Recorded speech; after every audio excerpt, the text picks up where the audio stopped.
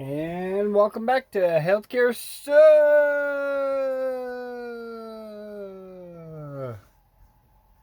Tick, tick, tick, tick, tick, tick, tick, tick, tick, tick, tick, tick, tick, tick, tick, tick, tick, tick, tick, tick. What is that? Well, if you've watched the show, excuse me, guys, I'll be right back. My dog's getting into something.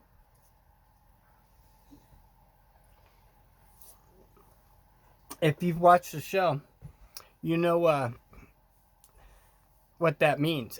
That means that at first it was like slow, tick, tick, tick, tick, and it got faster. And remember at some point I said it would be like the deficit, just going off. Whoops, touchy. So really bad habits touching your face, guys. It's almost like your nose will actually itch now that you're not supposed to touch it. It's like one of those psychological things that just bug you. So in reality, though, we discussed this way back, and now it's ticking pretty fast. And we're gonna jump into New Orleans here in a second and see what I mean. Over there, it's just like nuts now. It's the hot spot. Basically, the United States is the hot spot. We've watched other countries and other places hit it. What I did find really interesting is there's still some people are in denial. Unfortunately, our president's in denial. Love him or hate him. I don't think even if he knows something we don't, it's not sinking in. Because just looking and watching, you would not be thinking that, this is going to be over in a couple weeks. Because there's no way in hell. I'm just not going to candy coat it with you guys. You don't want that. No candy coaters here. Another thing I thought was real interesting. Now that we live these lives that are so fast, like we've noticed over the last few years as technology has come on, that even news things, right? And you guys are going to know what I'm going to say. News things last like minutes or hours, whereas they used to last days. Now it's like minutes or hours, the hot story. And even if it's like Epstein, which we know there's so many people out there. We know there's so many crooked, evil women and men that were involved in that. And a lot of them had big names. And you notice that's like swept under the rug now. There was never no Epstein. There's no Epstein. It was never here. It was all fake. The same thing with, we use the FAIR Act. I'm supposed to tell you that. But yeah, I mean, it's just like, stories. If you're lucky, it lasts a couple days. I mean, let's just take this is just for scenario. Let's look at the impeachment thing. Yeah, they milked that one dry. And then the Russian stories, they milked that cow till there was no milk left in it. And, what I'm trying to say is those were kind of the ones that went a little longer. But now the stories are like, for instance, I can't remember the guy's name, but the guy that was taken out over in Iran, and it was such a big thing over it. Oh my God, we took out a bad guy. Good. We took out a bad guy. And then our troops got hit, right? And it all went away. I mean, literally. So my point is that things go away fast. And one thing I've been watching is even the believers in what's going on. That's why a lot of people aren't, one reason they're not staying home is because they think it's done and it's over. And that's where the president's at. He lives in that bubble too, to where he thinks it's done and it's over. And it's not. I mean, I bring you news every night almost now, and it's just, excuse me, still got the throat thing. This ain't over by a long shot, guys. So I thought I would just bring that up because even people I'm talking to now are like, that's like behind us and stuff. And I'm like, what? So what we're going to watch, as far as I'm concerned, is major upsweep. As we know, New York hasn't even started, guys. if you live there, I love you guys, man, and I will say prayers. But the people are like scurrying. They are scurrying out of that city, man. And I don't blame them. Just be careful, guys. Wherever you go hibernate for a while. 30 days would be nice to you and your fellow people if you can do it. They're saying 2 weeks. I'm just being honest with you, 30 days. People are going to do what they're going to do. You're going to see that. Chicago has barely been mentioned. I've been trying to find more and more information. It's been all tapped out, but I hate to say it, but just wait.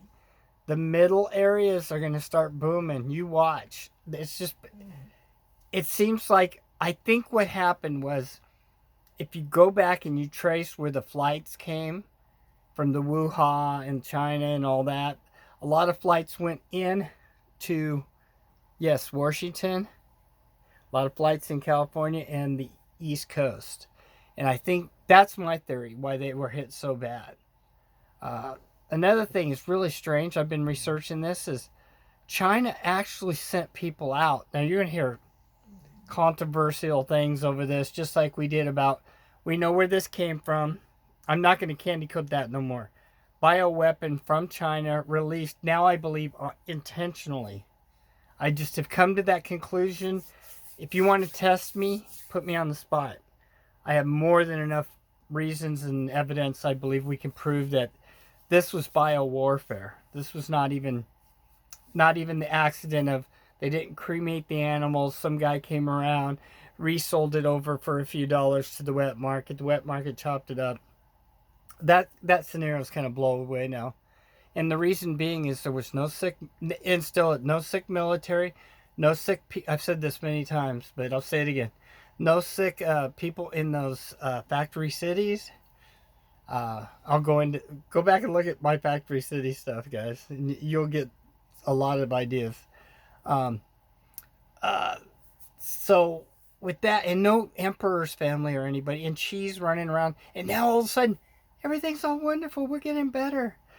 So they had vaccination, number one. It was created in the lab over there, definitely.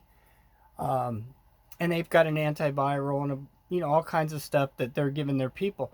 Now, with that, they made the sacrificial lamb, as their people spread it. But there was deep spreaders. The more I'm digging into this story, you would be amazed. So as soon as I can crack it a little more, I haven't got no videos particular, but pictures and little interview pieces and stuff where they had these China people that were dressed up in little duck-looking masks that said some weird kind of thing out there in public. And people would go up and feel sorry for these people. Excuse me, I got people that come to the door every once in a while. You guys probably do too. So with that, so they had these people, like, they had masks or little duck things, and they looked all sad, and they had a pan out for money and stuff. And people would be, oh, and go up and like touch them and pet them. Major spreading. I mean, it sounds fictional, but it's not. And I guarantee you, when they talk about the art of war and things like that, China's been at war for a long. The Oriental people over there have been around a long time. So they've had a long time to basically plot and to think ahead. And I call it the Joker syndrome, because the Joker always thought about 10 or 20. Watch Joker Batman 2 with darn it, I'm having a brain, you know what, with it will come to me, but anyway, the newer Joker, and he thinks way ahead. That's what was done. They plotted the end result and started way back here, and that's where it has went. You can call this a theory, you can call this fiction. I'm okay with all that, but I guarantee you, mark my words, somewhere down the road, the pieces are going to start to fall. I think the pieces already are falling. So with that scenario out of the way, I love you guys. I hope you are getting prepared. I got to go back to town tomorrow, unfortunately. Going to do a med run. I'm going to go full gear. I may even record some stuff for you guys. Of course, I don't want to suits and stuff like that. And I do have deep gas masks, but I'm not wearing that in public. I mean, you can't even, I mean, see, when they tell you to protect yourself and get all this stuff up, if you were in, it's kind of funny. Don't think this is prejudice, but if you were Muslim and you were in that Sharia law or whatever, and you could cover your faces and all that, that's one thing. But you go anywhere beyond a mask, and I've actually seen some videos where people were even using bandanas and stuff. I was going to show you one, but you guys know what a bandana is here. Bandanas. Basically, yes, I have to demo it because I'm sexy with the bandana, damn it. Okay? What does that look like? Okay, I rest my case. So, yeah, you're not going in the bank looking like that. And probably not going in the stores like that. And one guy was wearing a regular one of those other type masks, a something 9 N9 mask, and then he had this over it because he was really worried. And then he had glasses and stuff really tight and stuff, and they weren't just regular glasses. They fit. There's glasses that seal around your eyes and things. Touchy. Broke the law again. So anyway, I'm going to protect myself and go in. But for you guys, when you go out, do what you can. It's not paranoid, and don't be embarrassed, man. Think about it like this. When you're not sick and you're home, that little bit of out of the way strangeness or embarrassment or whatever you want to call it saved your life. And this thing that the hospitals are doing is re-sanitizing masks and all that stuff. That's some scary stuff, guys, because right when you go way back in my stories, they were told never reuse, never do this. They cannot be clean because you spit in, all this stuff gets in them on both sides. And so that was the point. But now they're thinking by reusing these things, and they're treating them with some kind of ultraviolet light, which, yeah, that does work. But the whole point is on that is, I know you have to have protection, but the reusing just scares the hell out of me. And if I was a nurse, I mean, they're offering rad bonuses right now if you're a nurse and stuff, but it ain't enough. It ain't enough hazard pay, believe me. However, I did find out some nurses make $100,000 a year. Damn, $100,000 a year for being. I mean, don't get me wrong, being a RN registered nurse is awesome, but now we're talking just the in-between stages of being a nurse and not even nurse practitioner, situation, which is after we went and we did the Obamacare of this wonderful, remember, healthcare sucks. Yeah. And part of the reason it sucks is all the paperwork and all the pain in the ass shit. Oops, excuse my French. That doctors have to go through. The older school ones didn't want to deal with it no more. So to keep up with the flow and all the people and newcomers and all this overpopulating of the system, it was not created for what happened. They created this junior doctor scenario, which was nurse practitioners. And I call most of them nurse quacktitious, because most of them are these rookie, junior little snot-nosed punks. Yeah, if you're a rookie snot-nosed punk. I'm not saying that to all nurse practitioners, because there is some really good ones. But a lot of them read the things out of a book and think they know everything. They have no skills, no time behind it, no reality. For instance, one of my biggest things, the opiate farce. I literally have done interviews, and I went out there and did it myself, with nurse practitioners that were like, "You were on 2 opiates? Oh my God. Oh my God." They almost cried themselves and shit their pants. That's 2. Can we get a third? I'm about ready to say it and just get it out of my system tonight. Love you guys. I hope you're not mad at me, but every once in a while, the S word. And the opiate farce does jar me almost as much as us getting screwed on the money. I'm going to try not to talk much about that tonight. Okay, so with that being said, they would read out of the books and they'd, oh my God, and these are people that never knew what chronic pain is. Chronic pain, I know some of you suffer and have had friends and relatives. Some people have even had friends and relatives commit suicide because they can't stand it on these unneeded, unwanted cuts. There's always going to be addiction. I'm going to go more into this. If you go back, I go into this. There's always going to be addiction. But let me tell you about chronic pain from somebody who deals with it every day. Without medication that works, your pain gets extreme. You can't even get out of bed hardly. You roll around, you get absolutely zero sleep. I already get not much sleep. Anybody who watches knows. I've gotten emails and stuff. I'm on President T's schedule of sleep, and it's been that way for 20 years, guys. Because at one point I was sleeping better, but that's when I was, which you're not allowed to do now. Again, oh my God! Do you like that look? That's the kind of stupidness they've given me. I did get on some schedules off and on during that 20 years.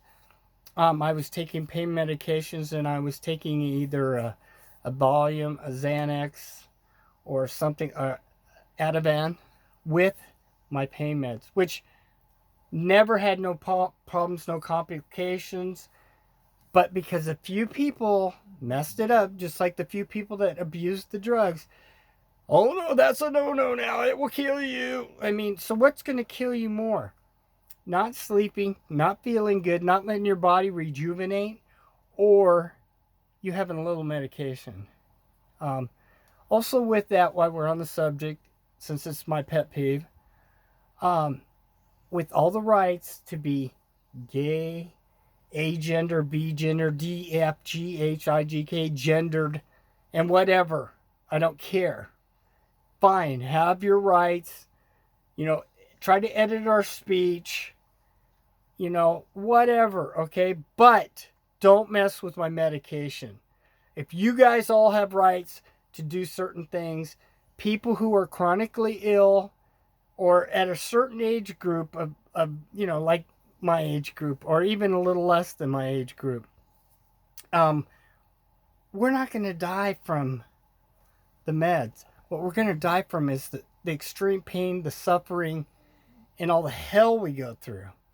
I went through a lot of those things over the years, and the tightening of, especially lately in the last few years of the tightening, it made me so sick. It put me back into bedridden. And look at me now. I'm doing great. I'm also on exploratory drug called Rapamune we talked about. I also, I share things with you guys because I want you to know there's things out there. You're allowed to have medications that work. And don't feel bad for having them. It does not make you a drug addict, guys, because you have something that you can control. Whereas, a lot of people can't. And those people, yeah, they need to be watched more. But let's take a look at that for 2 seconds. Okay, most of those now are on methadone, or they're putting it on the hocus pocus, fakiest crap that does not work for chronic pain at all. Naproxen, you'll know exactly what I'm talking about. And it's a blocker, so if you're on that, and let's say you get in a car crash and you're all messed up, they got to almost OD you to get you to to control your pain level, where you might just die of shock if you were in an accident and on that. And there's other reasons not to take it. It's not a good drug. Now, for some people, it works. I'll compare it to marijuana. Some people, marijuana is great. Some people, even marijuana and CBDs work for their chronic pains and stuff. I personally doesn't even come close to touching my chronic pain. But I did, in fairness, try it. Well, I'll catch up with that in a minute. Now you get some beautiful lighting. Here we are today. And that is very beautiful, man. And I don't know where it is, but man, that is beautiful. I'd like to go there someday, maybe even. Of course, not right now, even if I had the money. So my point is, back real quick to the methadone part, is people get put on that, and then they got to watch them to even daily doses, which is kind of ridiculous, but they still have the right to have meds if they're suffering, because there is a thing that we all helped pass many years ago called the Compassion Act. I was involved in that directly because at that time, that was about 15 years ago, give or take, 12. People were dying. Again, we went through another thing of pulling meds back and forth. And people were dying and killing themselves again because of the suffering. So the bottom line is you have the right to treat. And now we're back to where you don't. It's weird how things come and go. So with the methadone people, some people do need to be monitored and can't control it. That's a fine line. Very fine line. I've dealt with addiction for people off and on too. Someday we'll have a talk about that. Real quick on the methadone situation, what's going to happen when Rideline, which transports these people daily to go get their meds, because they don't have clinics set up like they told us they were going to do when they took the billions, remember? Billions for the opiate farce. We're going to set up clinics in rural areas, and we're going to dish out the meds, and we're going to do this. And if you go to pain clinics, you'll get to keep your meds. That's the biggest hooey I ever heard in my life. Hit me up. I'd be happy to talk. I have talked. Go way back in my earlier videos. So with that, what's going to happen when these people can't get their daily doses? And I'm shifting gears again. I'm going back into what's going on now, the woo-ha. Okay, don't get their daily doses. Anarchy. What's going to happen when all these people are being let out of the penitentiaries right up to a federal level now? And they're taking a look at letting federal people out. Anarchy. You think people that have been in jail for a long time are going to give a damn? And they see opportunities, they're not going to take it? They see the police hiding? You think they're not going to go commit crimes? I put to you, the minute they started releasing people that are serious criminals, I mean, whether they're innocent or not, I agree. A lot of people just plea because we have a crooked system. But without even talking, let's just say a percentage are guilty and they're really bad guys or girls. There's already crimes going on that they're covering up, guys. I'll bet there's already a crime wave from the day one that they started letting those people out. Because the first thing they're going to want to do is get high. Period. I mean, a lot of them. That's just the way that mentality is. So, I think we covered a few different things. So, it's nice to chat with you guys. I hope you enjoy it. If you think I'm wrong, hit me up. I'm not God. I don't know everything. But I can tell you what I do tell you I don't lie about, and I've experienced myself or someone close to me. A lot of it I share with you guys because I've been through myself.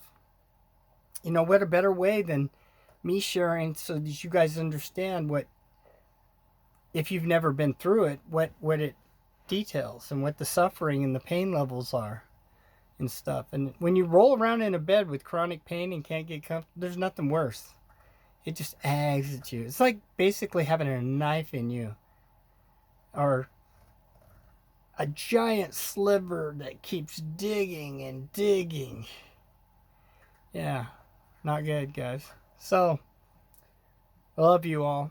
I'm going to go ahead and jump into the film, and I don't mean to get all serious with what we've went through tonight, but we covered a lot of things. I'm going to go a little bit more, and then I might do one more video tonight, maybe not.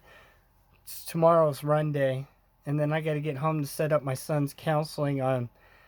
For you guys that, by the way, that do mentally ill counseling or chronic anxieties or anything that you need to talk to a counselor, whether you're chronic or whatever you have, even if you have nothing now and you feel you need to talk. Your insurance company is supposed to cover no matter what state you're in. I've been checking into it. Paid computer telemedicine it's called. So you can get hooked up and you can stay at home and do your counseling. It's really excellent. We're setting it up on the computer for my son, to where he gets his counseling still, which is really good. And it would be really, if you feel you need counseling, by the way, never be ashamed. It's somebody to go talk to. I think we've all talked to somebody at one time or another. I talk to God quite a bit myself, but that's a different scenario. All right, I'll shut up and I'll bring you the news if you've made it this far. Sometimes though, I feel like, above the news and the stuff, us having these little chats, if I can help anybody at any time, that's all I'm trying to do. And it's not like I'm trying to be mean or tell you how to run your life. That's not what it's about at all, guys. Believe me. The last thing I will do is ever judge you. Judge, yet he be judged. Here we go, rock and roll. Tonight, the virus is spreading rapidly in the south, and hospitals are becoming... This is interesting, though. And then I'll end the film. Tonight, the virus is spreading rapidly in the south, and hospitals are becoming overwhelmed. We're talking about... Tonight, the virus is spreading rapidly in the south, and hospitals are becoming overwhelmed. We're talking about Louisiana, Florida, and Georgia are seeing alarming spikes with more than 4,700 cases and 125 deaths in those states alone. Health officials say large public events like spring break and Mardi Gras are partly to blame. We have two reports from the region, beginning with Omar Villafranca in New Orleans. Omar? Nora, there are more cases in the New Orleans area than in all of Los Angeles County, and LA County is 25 times bigger. I'm here on Bourbon Street. It is empty, and it's a sobering reminder of the severity of this pandemic. The French Quarter is shut down as the Big Easy braces for a big spike in coronavirus cases. In just over 2 weeks, the number of cases in Louisiana has skyrocketed to almost 1,800. Louisiana is one of the epicenters, unfortunately, of this epidemic. Former State Health Director Rebecca Gee says masks and other protective equipment are running out. This is unprecedented for all of us. Doctors believe the city's yearly Mardi Gras festivities escalated the spread of the virus. 54-year-old Gina Brown lives with HIV and says COVID-19 has her scared to leave the house. When you see that the beds are getting filled up and some people still aren't social distancing, what do? I don't want to die. We have to take this thing seriously. Wash your hands. If they say stay inside, stay inside. But that didn't stop worshipers at Baton Rouge's Tabernacle Church, where 450 people gathered for worship Tuesday night. State officials say they're looking into it. Omar Villafranca, CBS News, New Orleans.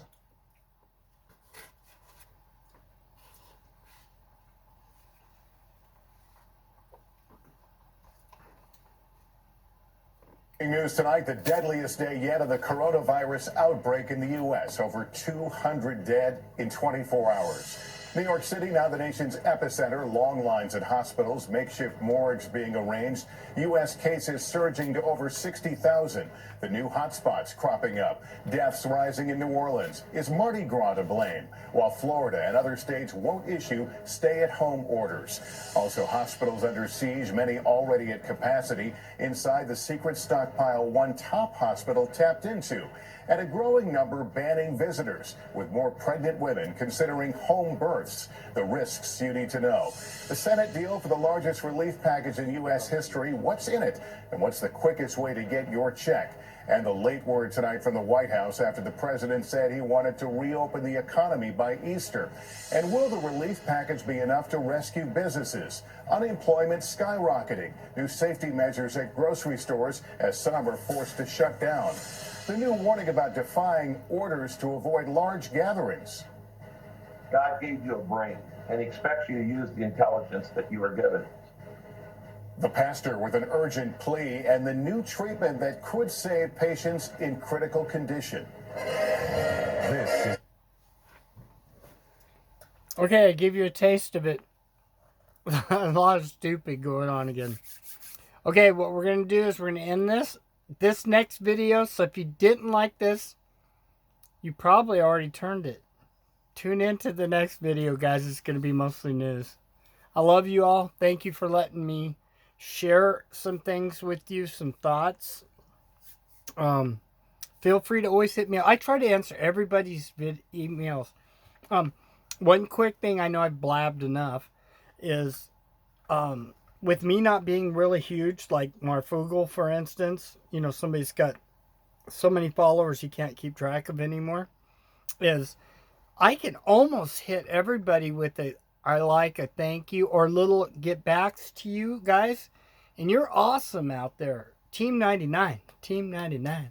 We are making it together. And we will make it together, my brothers and sisters. Follow me and we will make it. I'm not talking about drinking Kool-Aid. I'm talking about making it through the Wuhan 19 bioweapon. I'm not candy coating that. I'm not going to. So, thank you all. Please do share, subscribe. If by some chance I ever take off and get big, I'm going to let you know right now, I plan to hire some people to actually go through my stuff with me. And we will see that everybody that I can gets a thank you and maybe a letter back, or at least a hey, you know, we like that, you know. And I'm not saying nothing, but Marf is awesome. Go over and check out Marfugal News, Marfugal TV, and the Marfugals out there. Salute. Because deep down, I'm a Marfugal too. Hey, we all are. Because Marfugals are like 99s. That's right. And there's another one out there called Snafu Snaps. Hey, Brother Snaps. And the Yo Truthers, I believe it's pronunciated. That's pretty catchy. So we're all brothers and sisters in this right now. And I'm very proud of everybody. I've actually seen people, and I've actually talked to a few that were really left lately, and it's starting to, well, it's getting scary. We're almost able to talk now. Wouldn't that be nice if we just come together and we can talk and we can pray and we can all be one again. One again is in Team 99. 99%. Love you all. On to the next video of news. And healthcare sucks!